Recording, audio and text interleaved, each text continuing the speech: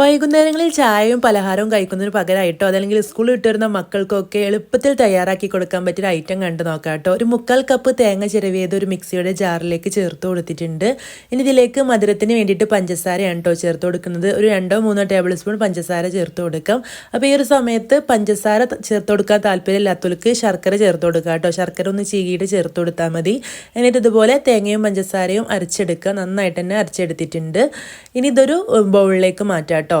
നന്നായിട്ട് പേസ്റ്റ് രൂപത്തിലൊന്നും അരച്ചെടുക്കേണ്ട, ഒന്ന് ചതഞ്ഞ് കിട്ടിയാൽ മതി കേട്ടോ.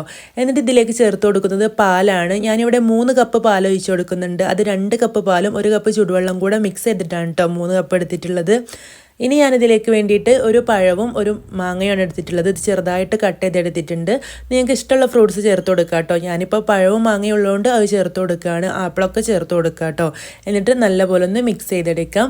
അപ്പോൾ സ്കൂളിൽ ഇട്ടിരുന്ന മക്കൾക്കൊക്കെ എളുപ്പത്തിൽ തയ്യാറാക്കി കൊടുക്കാൻ പറ്റിയൊരു ഐറ്റമാണിത്. ഇനി ഇതിലേക്ക് നമുക്ക് ചേർത്ത് കൊടുക്കേണ്ടത് അവലാണ് കേട്ടോ.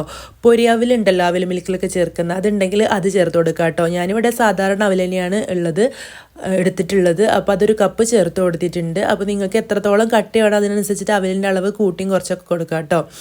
അപ്പോൾ ഞാൻ സ്കൂളിൽ ഇട്ടിരുന്ന മക്കൾക്ക് വേണ്ടിയിട്ടാണ് ഇവിടെ ഉണ്ടാക്കി കൊടുത്തിട്ടുള്ളത്. ഇത് ഓരോ ഗ്ലാസ് കൊടുത്തിട്ടുണ്ടെങ്കിൽ അവരുടെ മനസ്സും വയറും നിറയും. എന്നും ഇങ്ങനെ എണ്ണയിൽ പൊരിച്ച പലഹാരങ്ങളൊന്നും കൊടുക്കാൻ വേണ്ടല്ലോ.